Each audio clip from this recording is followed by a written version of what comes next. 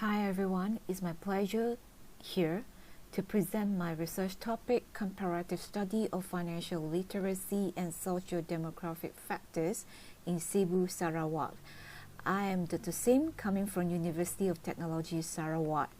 For introductions, financial literacy is defined as the knowledge and comprehension of financial concepts and risks, and subsequently possessing relevant skills, motivations, and confidence in order to make effective decisions across a range of financial contexts, OECD 2014. Unquestionably, understand the factors that influence a person's financial literacy is very important, especially in light of the developments of digital life and increased accessibility of online financial services, which has exposed people to an increase in fraudulent activities. Problem statement. In the sense of being ready for any unanticipated circumstances, the Malaysian Financial Literacy Survey 2020 found that roughly half of Malaysians better to come out with merely 1,000 for their needs during emergency. Only 1/4 of Malaysians could cover their expenses for 3 months or more if they were laid off or losing their primary source of income. The survey further revealing that nearly 1/3 of Malaysians claim to be financially illiterate. The Insolvency Department reported that 84,805 Malaysians were declared insolvent between 2015 and 2019, with individuals under the age of 34 account for 26% of the case.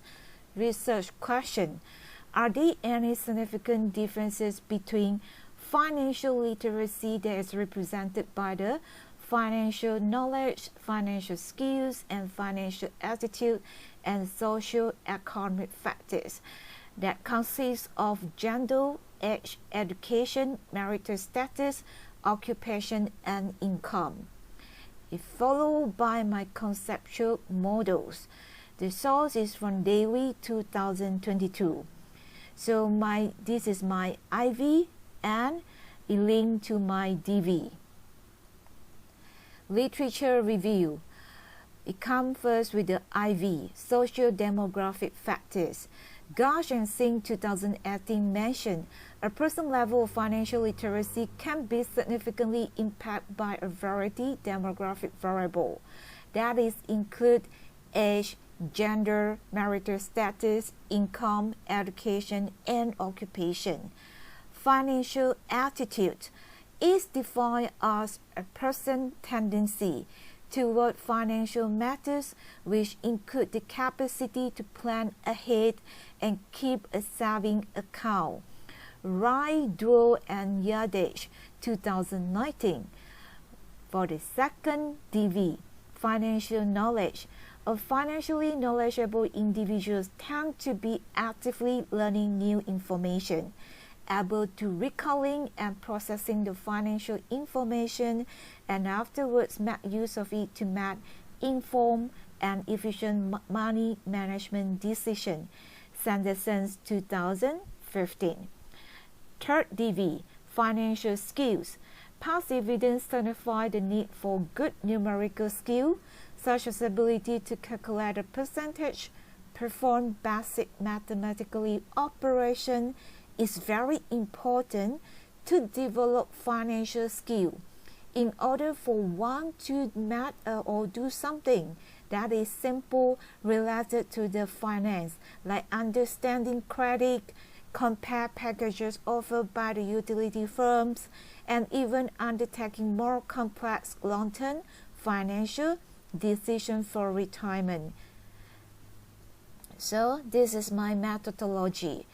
I use both physical and online method to collect the data with a total respondent of 152. My sampling technique is a non-probability technique by using the convenience sampling techniques. My questionnaire construct is adopted from Stella, Filotto, and Savellati 2020 merely for these 3 financial literacy components. Meanwhile, for socio-demographic sectors, I adopt the construct from DEWI 2022. In order to perform data analysis, I use the data software and perform two analyses, namely descriptive and one-way ANOVA analysis. Next session is the descriptive analysis discussion. I will going to talk about gender and age here, okay, and also the school across the for this DV. So we are going to see first, okay, here women. Women are more financially literate than male, owing to the higher average score on tests assessing their financial knowledge and also financial skill, both of which contribute to the higher degree of financial literacy, whereby for age, the findings are in line with the earlier research, revealing that both young adult and more elder, that is age 50 to 59, in terms of the financial literacy knowledge and skill, are much inferior as compared to other age groups, which is consistent to Siew and Siew 2012, as well as Lusadi and Mitchell 2011. So now is the ANOVA analysis on the financial literacy. So we will find out that the marital status is having the statistical significant difference for the average means for this financial literacy, whereby others, for example, gender, age, education, and income level, they are not having any statistically difference. The marital status and number of dependents we're going to determine whether an individual is planning solely for themselves or others. Being accountable for another family members, we're going to demand wants, okay, to make better financial decision, particularly when come to the second critical expenses like healthcare and educational expenses. So contributing to the well-being of others raises the need for higher income, influencing both attitude and risk tolerance. So next is a one-way ANOVA analysis for financial education.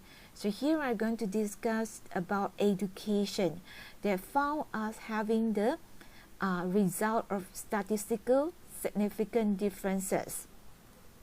So in accordance with Okamoto and Komamura 2021, gender disparity in financial knowledge appear to be mainly attributable to the differences in educational attainments. A positive correlation between financial literacy and cognitive ability has been cited as a possible explanation for the observation that those with a higher education are likely to be more financial literate. Next is the financial skill.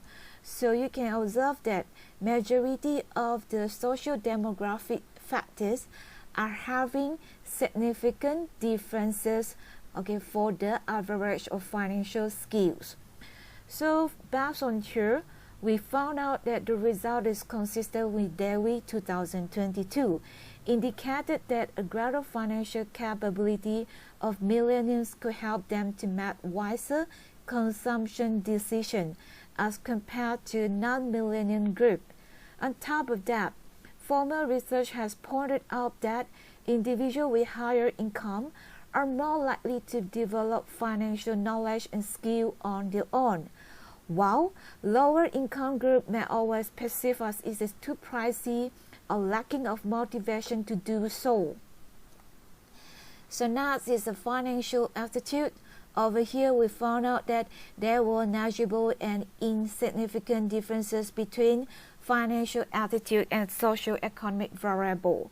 However, individuals that do not prioritize matters regarding their finance in a responsible way are likely to make some mistake here when it comes to the financial planning and the and other like saving and emergency fund. In conclusion, the acquisition of financial literacy is very important. Particularly, we need to combine knowledge, attitudes, and awareness, behavior, and skills of an individual to make a sound decisions. This one we're going to help them to live well.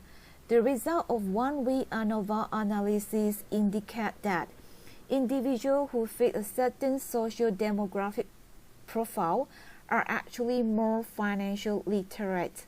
That include like being a female, being middle-aged, being married, possessing a master or doctorate degree, working in private sectors, and also being middle income earner. There are very statistically significant differences between the main financial skills of various age, education, occupation, marital status, and income level groups.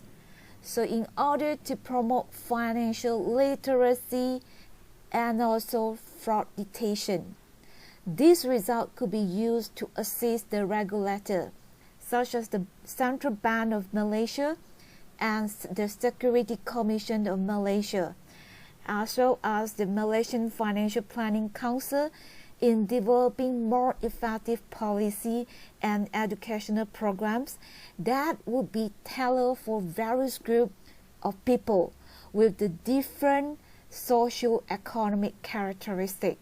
I really hope this research could actually helping authority to come up with more effective awareness program rather than one program that cater for all ages, let's say, or all group of people.